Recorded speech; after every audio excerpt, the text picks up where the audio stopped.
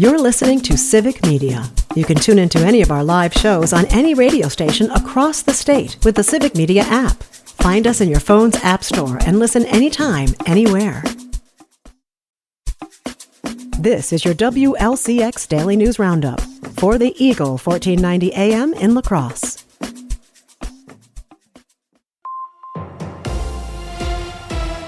For 1490 WLCX, I'm Jimmy Kuska. An air quality alert is in effect until 3 p.m. today. Governor Tony Evers took action on several pieces of legislation. With more, here's Civic Media's Savannah Tomei-Olson. There's now a new certification for advanced practice nurses that makes it easier for them to practice on their own. About 8,000 nurses in Wisconsin could qualify under this new law, and advocates say that could increase healthcare access.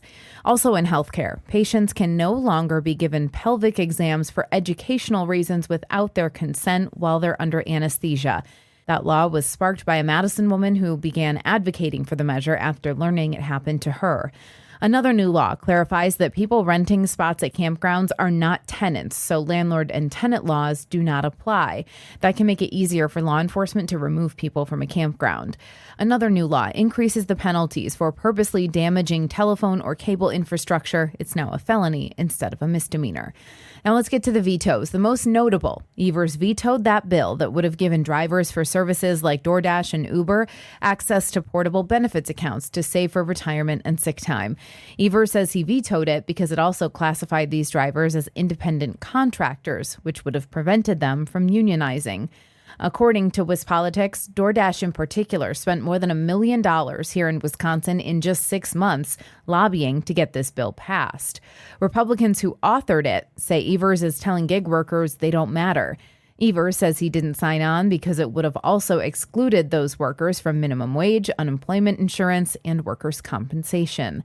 He also vetoed a bill that had to do with revoking probation and another that would create a whole separate court for business cases in the state of Wisconsin. For Civic Media News, I'm Savannah Tomei-Olson. The city's Judiciary and Administration Committee voted to recommend adding drinking fountains around La Crosse at its most recent meeting. The new drinking fountains would be accessible to all, which is the reason why the current green bubblers around the city are turned off. A measure to delay removing the bubblers for historic reasons, which were shut off at the start of the year for not complying with ADA, failed to gain support. The recommendation to add drinking fountains around the city will move on to the full Common Council next week. After pushback from local residents, businesses, and emergency services, a planned closure of Highway 35 between Trempealeau and Holman has been delayed until at least 2029. The project, which was scheduled to begin in 2027, would have closed the highway to replace 4 bridges. Community members were not in favor of a full closure of the highway. The Wisconsin DOT's revised plan called for a single-lane closure instead of a full closure. A public meeting on the project will be held at the Trempealeau Village Hall on August 19th. A Cooley Region bowling alley is being sold, with the current owner celebrating their final week in business. According to a post on Facebook, Nordic Lanes in Westby will be sold this month. The current owner of Nordic Lanes thanked customers for 13 years of supporting their business. The final Friday night fish fry will be this week. A farewell party is scheduled for Saturday from 3 to 7 p.m., which the public is welcome to attend. The new owners said, quote, that they hope to continue the legacy of community, kindness, excitement, and fun. If you've ever wanted to work with wildlife, now's your chance. With more, here's Civic Media's Charlie Pittman. The Wisconsin DNR is putting out a call for help this time of year. If you spot a deer or a game bird, help the DNR track it. Paul Frater is wildlife data analyst at the DNR. Data from both Operation Deer Watch and the Game Bird Survey are used to measure the reproductive capacity of this year's deer, turkey, ruffed grouse, and pheasant populations. The data helps scientists measure the fawn-to-doe ratio for deer and the poults-to-hens ratio for game birds. Those are used in decisions around wildlife management.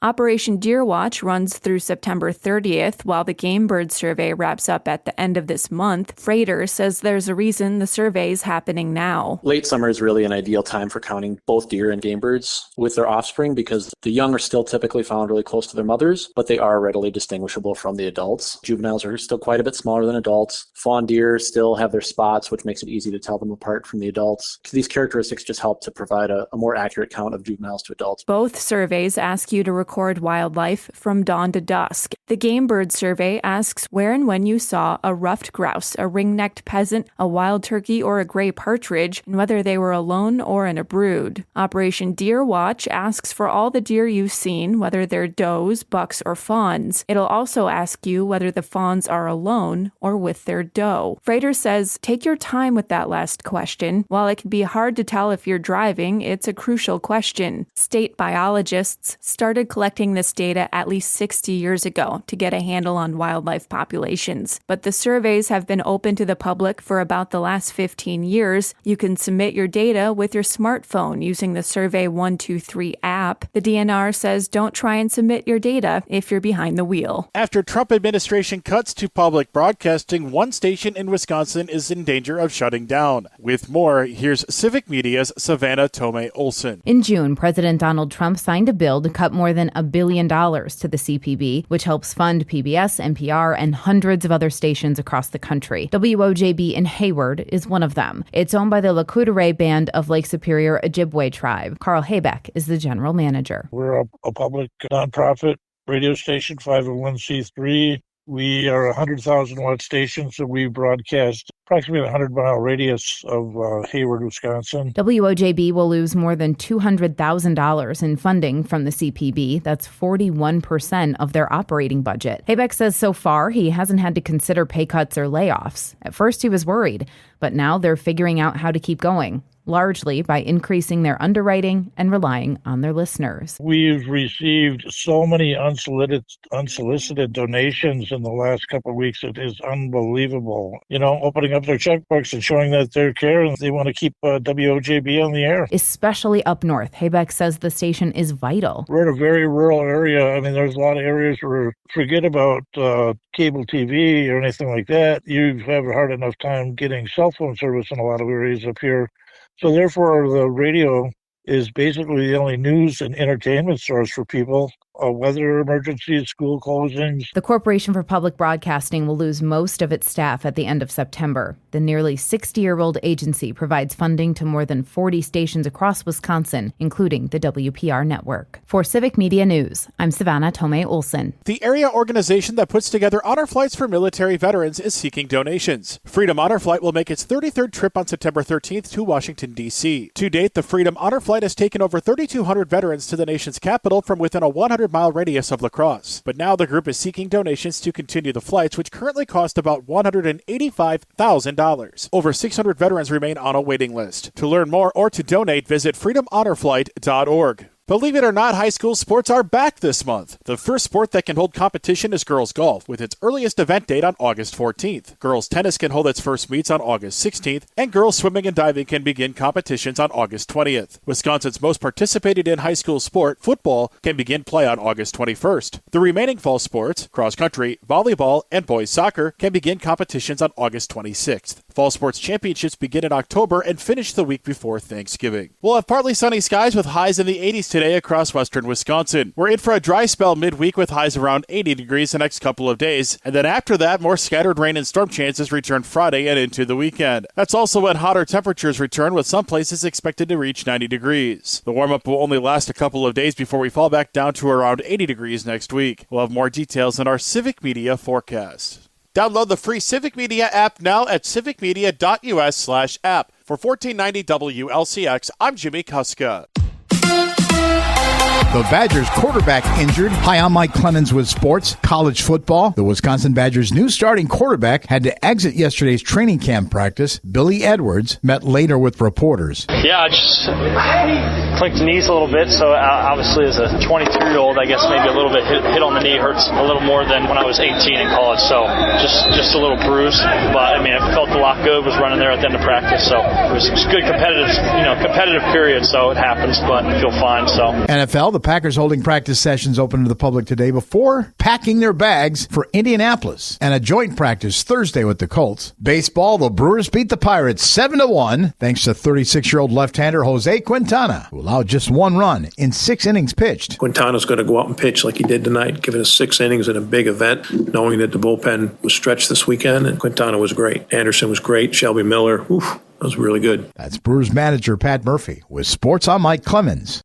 On your entertainment beat, I'm Pete Schwaba. It was a horror thriller that led the way at the box office this past weekend. Director Zach Cregger's Weapons pulled in $42.5 million at the domestic box office to lead the way. The film, starring Josh Brolin, received rave reviews. In second place was Freakier Friday, which performed well with $29 million. It was also a great movie weekend at the Schwaba House, resulting in a couple of Pete's picks. Here's one for now. 40 Acres is a great action sci-fi film that you can rent to stream. Recently on Nightlight, Madison film critic Rob Thomas talked about how much he liked the film and gave it a glowing review, which reflected many other reviews, resulting in a 90% favorable critics rating on Rotten Tomatoes and a 95% audience score. The film tells the story of a family living on a farm following plagues and wars where food and crops are precious, forcing a family to fight off cannibals to survive. Grim but uplifting and tons of well-done action. The new version of War of the Worlds is yet another take on the H.G. Wells novel, which has been turned into a film 3 times now, at least at the studio level. The original film in 1953 currently rates an 89% on Rotten Tomatoes. The Steven Spielberg-Tom Cruise remake in 2005 received a 76% fresh rating, and while not perfect, it was an exciting film. The new version starring Ice Cube is getting only a 3% favorable rating, which could mean the one critic who liked it hit the wrong button, forgot to carry a 1, misspelled a word, etc. One critic called it a cinematic atrocity for the ages. Another says H.G. Wells is probably turning in his grave, and finally, it's irredeemably bad even for a pandemic movie. If you want to check it out, you can catch it on Amazon Prime, but just to reiterate, 3%. That's better than a movie you've never made. A performance in one movie should not theoretically affect critical praise for a performance in another film, but show business is an imperfect science. In last week's Hollywood Beats, I mentioned Eddie Murphy's recent interview with Complex, where he discussed some of his all-time clunker films, which included The Adventures of Pluto Nash and Holy Man, but not the film Norbit, which according to Murphy is not a turkey. Norbit was panned by critics, but Murphy has a soft spot in his heart for it because he wrote it with his brother Charlie. During the interview, it was also revealed Murphy believes that Norbit might have cost him an Oscar for his performance in the film Dreamgirls. Murphy was nominated for Best Supporting Actor right before Norbit hit the big screens. He thinks, as critics do, that might have cost him an Oscar, even though the actor-comedian says it should not have. Making matters worse, Norbit took home multiple Razzies, which are the anti-Oscars. I guess trophies are trophies. For more showbiz fun, tune into Nightlight with me, Pete Schwaba.